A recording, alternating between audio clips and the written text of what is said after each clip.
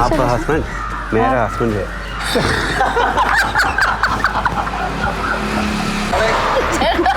എന്താ തോന്നില്ല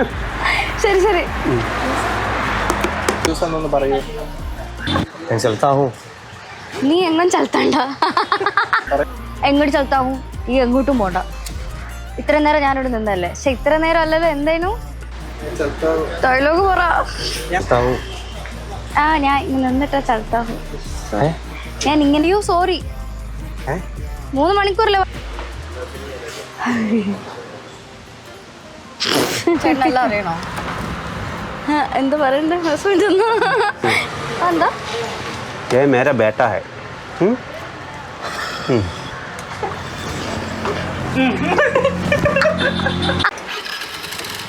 പോട്ടെ